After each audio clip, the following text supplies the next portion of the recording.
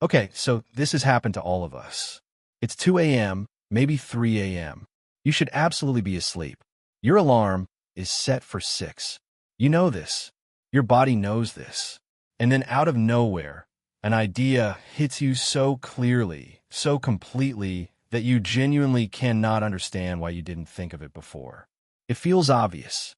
It feels like it was always there, just waiting. You either grab your phone to write it down, or, and this is the tragic version, you think I'll remember this in the morning. You won't. Nobody does. That idea is gone forever. May it rest in peace. But here's the thing I actually want to talk about today. That 3 a.m. clarity? It's not random. It's not your brain malfunctioning. It's not the result of poor life choices, even though those definitely also happen at 3 a.m. There's a very specific neurological state that happens right at the edge of sleep. And some of the smartest people who ever lived figured out how to use it on purpose. Today we're going to talk about what that state actually is, why it works the way it does, and how you can trigger it deliberately without having to wait until 3 a.m. to accidentally stumble into it. What is actually happening at 3 a.m.? Let's start with the science, and I promise I'll make it interesting.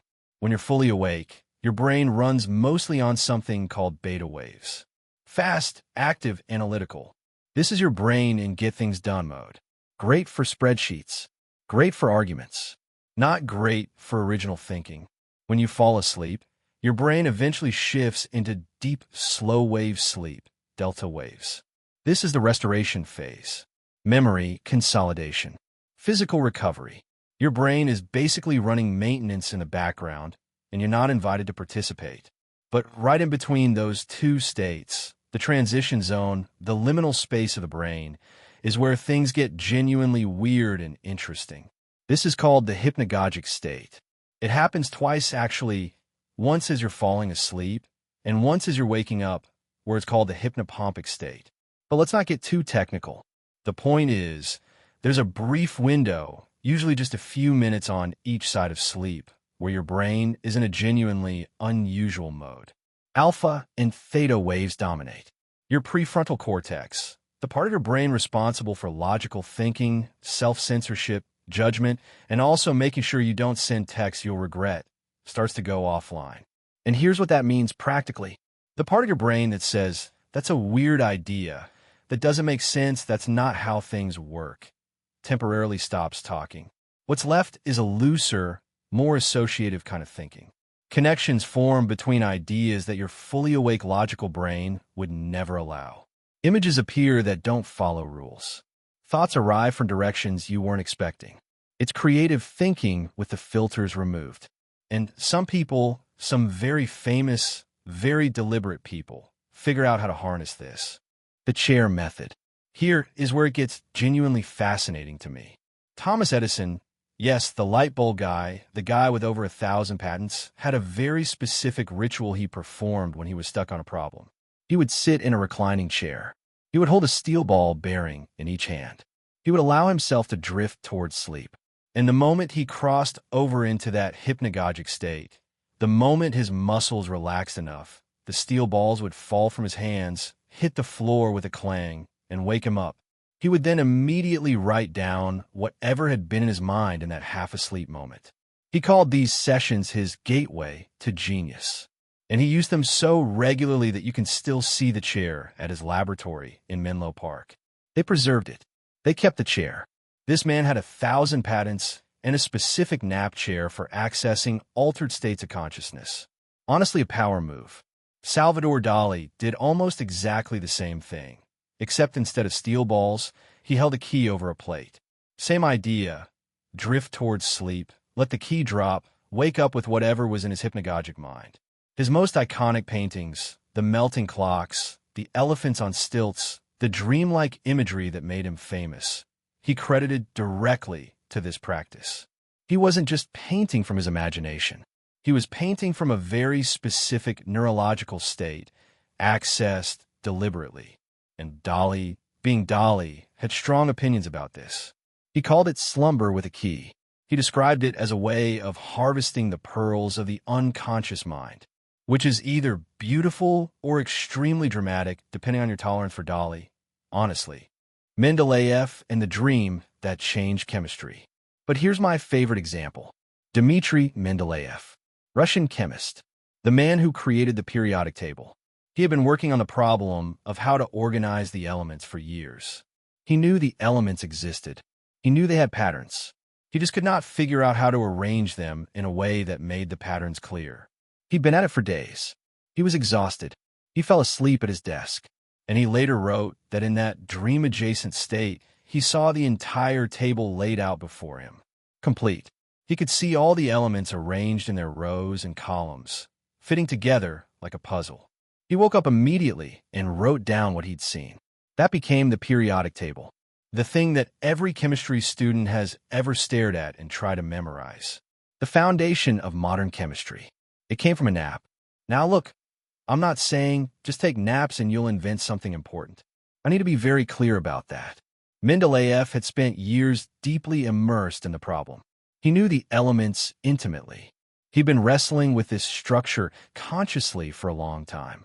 The hypnagogic state didn't create the solution out of nothing. What it did was allow his brain to finally make a connection that his fully awake, overly analytical mind kept blocking. This is actually really important, and I'll come back to it. Why the filter matters and why removing it works. So why does the hypnagogic state work? Why does removing the logical filter help you find solutions? Here's one way to think about it. Imagine your conscious, analytical brain as a very strict librarian. She knows where everything is. She's incredibly efficient.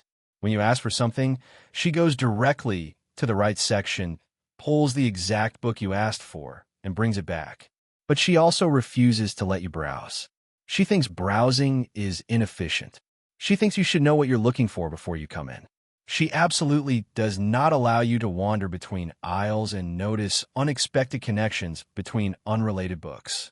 The hypnagogic state fires the librarian, or at least sends her on a very long lunch break. Suddenly, you're wandering the stacks alone. You pick up a book on quantum physics and notice it's shelved next to a poetry collection, which is next to a book on child development, which reminds you of something you read about ant colonies, which connects back to the organizational problem you're trying to solve. That's not how you'd search if you were being efficient, but it's exactly how you'd find something you weren't looking for. Neuroscientists call this loose cognitive control. The brain's associative networks, the ones responsible for making unexpected connections, become more active when prefrontal control goes offline. The default mode network, which we've talked about before, becomes dominant. And the default mode network is essentially your brain's free association machine. It connects things that don't obviously belong together, draws lines between distant concepts, and doesn't particularly care whether those connections are correct or logical, which is exactly what creative thinking requires. The modern science behind it. Okay, let me give you a real study because I think this actually makes the point better than any historical anecdote. Researchers at University of California, San Diego published a study in 2021 specifically examining the hypnagogic state and creative problem solving. They used something called the remote associates test, basically a creativity test where you have to find the connecting word between three seemingly unrelated words.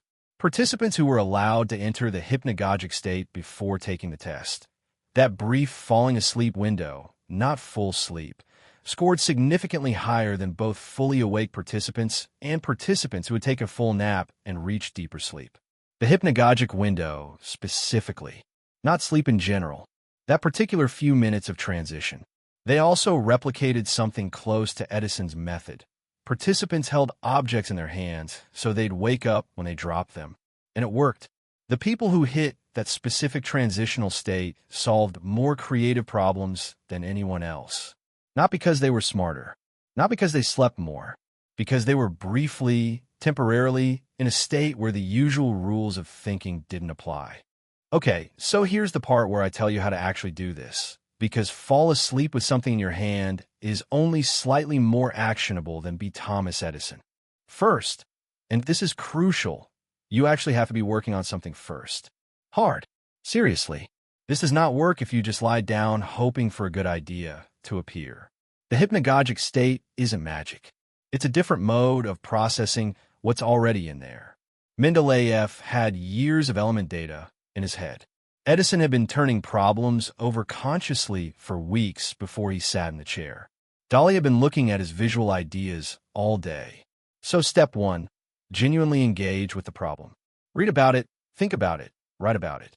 Load it into your brain intentionally. Step 2, create conditions for the hypnagogic state. This means being genuinely sleepy, not just lying down after coffee. Late afternoon or early morning tends to work best. Short sleep deprivation, even one night of slightly less sleep than usual, makes it easier to reach. Step 3, hold something. Edison's steel balls. Dalí's key. Your phone, honestly. Anything that will fall and make noise when your hand relaxes. You want something that will wake you in that transition window, not let you slide all the way into full sleep. Step 4. When you wake up, write immediately. Not in a minute. Not after you check your phone. Immediately. The hypnagogic content is extraordinarily fragile. It evaporates faster than a normal dream. If you don't capture it in the first 30 seconds, it's gone. And step 5. This is the one most people skip. Don't judge what you wrote. Not yet. The logical brain will wake back up and start editing, and it will immediately want to dismiss whatever came through as weird or unrelated or not useful. Resist that.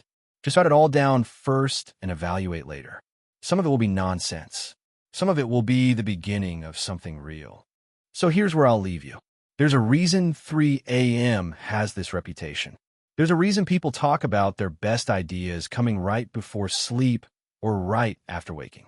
It's not a coincidence. It's not tiredness making you philosophical.